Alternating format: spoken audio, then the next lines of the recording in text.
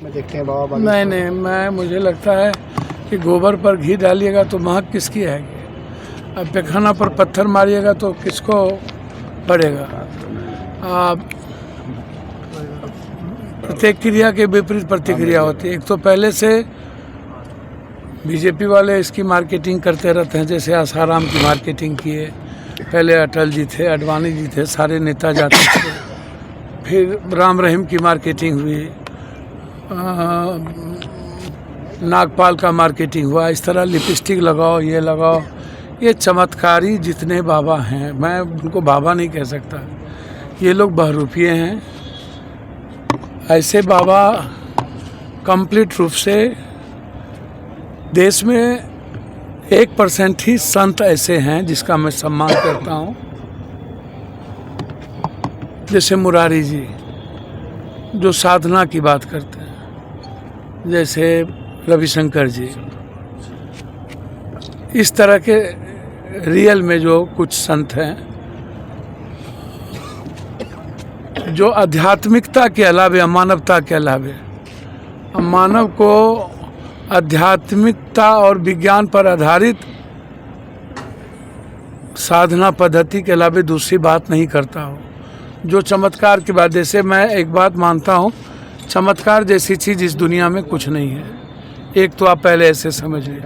दूसरा, दुनिया में जितने भी धर्म ग्रंथ हैं उन्होंने अंधविश्वास, आडंबर और कर्मकांड को बढ़ावा इस दुनिया में नहीं दिया है, क्योंकि यह कर्मयोगी को आदमी के जो कर्तव्य से विमुख करता है, भटकाता है और लगता है कि नहीं जो है सो भगवान ही है। और इन्हीं कारणों से गरीबी का सबसे बड़ा कारण भारत है। भारत 2 कारणों से गरीब है: भाग्य, किस्मत, अंधविश्वास, आडंबर, कर्मकांड, जाति, धर्म, मजहब। ये एक कारण है। दूसरा है सिस्टम। जाति, धर्म, मजहब और ये अंधविश्वास, ये कंप्लीट रूप से भाग और किस्मत, हम इसके बीच में उलझ के रह चुके हैं, जिसके चलते देश के प्राइम मिनिस्टर को 85 करोड़ लोगों को 10 किलो अनाज आज़ाद हिंदुस्तान के बाद लाल किला से देने के लिए कहना पड़ता है, जबकि सबसे ज़्यादा टैक्स यही 85 करोड़ लोग दुनिया में भारत को देते हैं। दूसरी चीज़, 6000 रुपया जो गरीबी का सबसे बड़ा दंश है, यह सिस्टम का सबसे बड़ा दोष है कि सिस्टम हमें कंप्लीट रूप से सही चीज़ों से भटकाकर जाति, धर्म, मजहब, हिंदू, मुसलमान, बैकवर्ड, फॉरवर्ड, इन सब चीज़ों में उलझा के रखती है।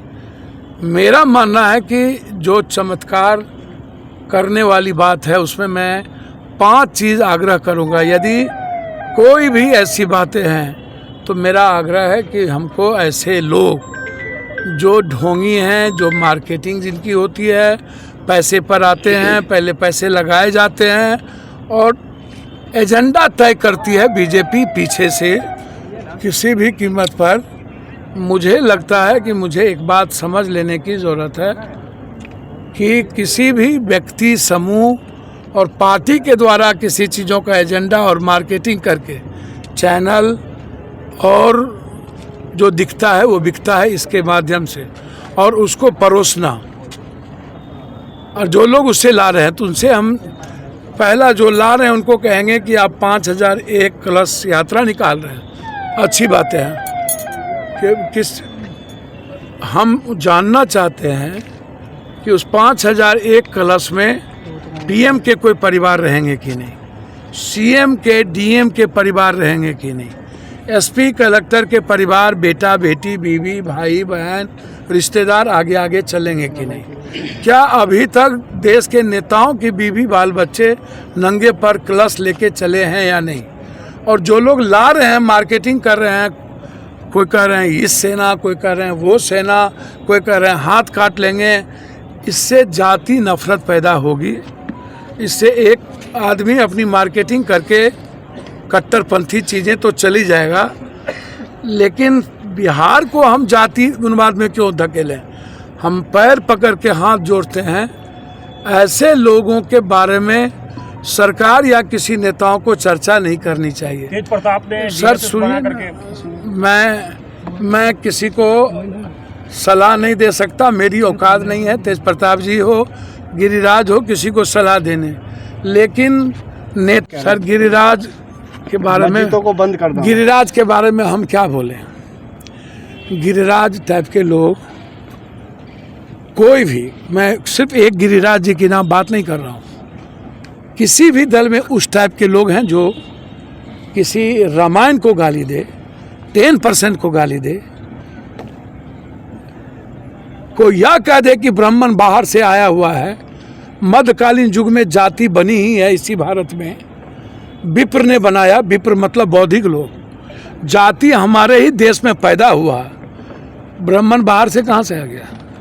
ऐसे लोग जो अक्षर कटवा हैं, अज्ञानी हैं, गिरिराज टाइप के लोगों पर दया किया जा सकता है, हंसा जा सकता है, कृपा की जा सकती है, गुस्सा नहीं किया जा सकता।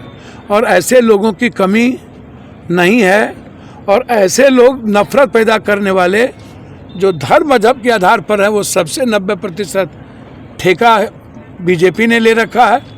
और जाति पर करने वाले ये क्षेत्रीय पार्टी से लेके सब पार्टी ले रखा है।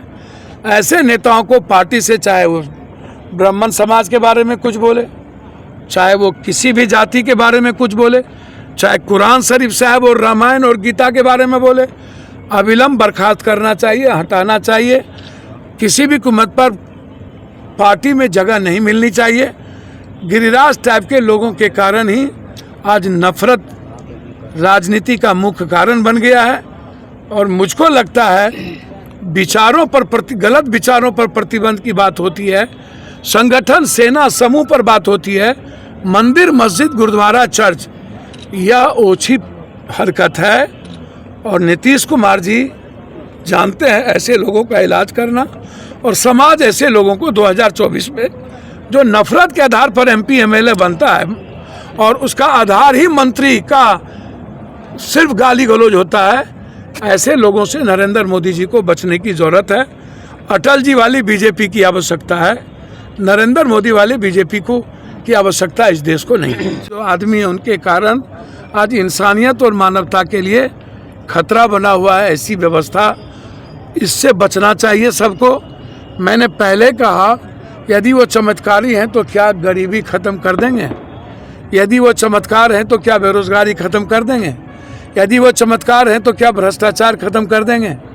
यदि वो चमत्कार हैं तो क्या हिंदू मुसलमान जाति धर्म मजहब को जो गाली देकर हजारों लाखों घरें जले जाते हैं ख़त्म कर देंगे? मणिपुर में जो आज दंगा है क्या उसको ख़त्म कर देंगे? क्या चाइना बॉर्डर पर जो आर्मी लगी हुई है क्या उसको चमत्कार के बदौलत हटा लेंगे? बांग्लादेश पाकिस्तान, क्या हिंदुस्तान से चमत्कार के बदौलत जब अपराधी माफिया चमत्कार में ही ख़त्म हो जाएगा और आम आदमी को राम राज आ जाएगा, उसके पास 1 लाख रुपया महीने का इनकम हो जाए, तो फिर फोर्स की क्या आवश्यकता है? पैसा तो बचेगा। फिर भूकंप जो आता है उसको चमत्कार के बदौलत रोक ले, बिहार में जो बाढ़ आता है उसको चमत्कार के बदौलत रोक ले, बिहार की जो गरीबी है उसको चमत्कार के बदौलत रोक दे। मैं चमत्कार को नमस्कार नहीं कर सकता हूँ मरते दम तक। मैं कंप्लीट रूप से आध्यात्मिक आदमी, हम और हमारी पार्टी के लोग हैं। हम भागवादी नहीं हो सकते। हम भगवान को आंतरिक रूप से मांग सकते हैं। भगवान के नाम पर, बजरंग दल के नाम पर हम हनुमान को बजरंग दल नहीं कह सकते हैं, अन्यथा विनय कटियार हनुमान हो जाए। उन्होंने बजरंग दल को लाया था, स्थापित किया था। और नरेंद्र मोदी जी को विनय कटियार को बैठा देना चाहिए। जब बजरंग दल, हम नरेंद्र मोदी जी से पूछना चाहेंगे, श्री राम सेना को जब आप बैंड किए थे गोया में, तब क्या आप राम को कैद कर लिए थे? और जब शिवसेना को आप तोड़ रहे थे तो क्या शिव को आप विभाजित कर दिए? आज जिस तरीके से भगवान के नाम पर लोग सियासत करते हैं, समाज बांटते हैं, मैं ऐसे लोगों में से नहीं हूं। और मैं इस जन्म में मर जाऊंगा पप्पू यादव, ना मैं किसी जाति को गाली दूंगा राजनीति के लिए, ना किसी धर्म मजहब गीता कुरान बाइबिल किसी भी विचारों को ना तो मैं गाली दूंगा, ना मैं किसी भी समूह को गाली देने के लिए पैदा हुआ हूं। सरकार को चाहिए अपनी ज़मीन उस व्यक्ति को नहीं देना चाहिए उपयोग करने के लिए। जो लोग आ करके सिर्फ नफरत पैदा करेंगे, एजेंडा तय करेंगे और साथ साथ गरीबों में अंधविश्वास झोंकेंगे। मैं इस बिहार के अम्बेडकरवादी सोच के लोगों से आग्रह करूंगा, चाहे वो आर्मी हो, कोई हो, चाहे वो बुद्धवादी हो, चाहे वो कृष्णवादी हो, चाहे वो शिववादी हो, किसी भी कीमत पर कौन बाबा है जिसका नाम मैं नहीं जानता हूं और लेना भी नहीं चाहता हूं, ऐसे लुच्चे लफंगे का नाम ऐसे लोगों को के पास किसी भी कीमत पर गरीबों को, मिडिल क्लास के लोगों को जाने से अपने अपने सोसाइटी को रोकना चाहिए। और मैं अपील करता हूं, ऐसे लोगों के लिए मार्केटिंग मत करिए और सरकार से आग्रह करेंगे आप बैंड करिए, उसे किसी भी कीमत पर नहीं मिलना चाहिए ज़मीन। जो नेता इस तरह की बात करते हैं, कोई भी पक्ष हो, उनको बचना चाहिए। और जो लोग गाली गलौज करके पैर हाथ काट रहे हैं और अंधविश्वास को जो लोग पैदा कर रहे हैं, ये भाजपा के कुछ लोग, ये चौबे जी, अचकोल बचकोल कौन है हमको पता नहीं, ये गिरिराज जी, ऐसे लोगों की सुविधा से वंचित कर चुनाव प्रक्रिया से इसे बाध करना चाहिए। और जो आग्रह करेंगे आरजेडी के नेताओं से, ऐसे चीज़ों से बचिए। मैं तो चाहता हूँ बजरंग दल नहीं, जो भी कोई समूह, संस्था, सेना, कोई भी जातिगत सेना, कोई भी सेना जो खतरा बन गया है मानवता और समाज के लिए, दंगा राम के नाम पर, अब राम के नाम पर भीड़ निकलती है कृष्ण के नाम पर, और उसका फायदा बजरंग दल, विश्व हिंदू परिषद। विश्व हिंदू परिषद का मतलब क्या है? सनातनी हिंदू। बजरंग दल का मतलब क्या है? हनुमान। ये लोग दंगाई हैं। और जो जो सेना, जो जो संगठन किसी भी जाति धर्म वर्ग को गाली दे करके अपनी राजनीति करता है, उस पर प्रतिबंध लगना चाहिए। और ऐसे लोगों को बिजली, पानी, सरकारी सुविधा से वंचित करते हुए वार्ड सदस्य से लेकर ऊपर तक चुनाव लड़ने से ऐसे को रोक देना चाहिए। और जिनके कारण दंगा होता है, जाति का, धर्म का, मजहब का, 3 महीने के अंदर स्पीडी ट्रायल करके उसको फांसी की सजा देनी चाहिए।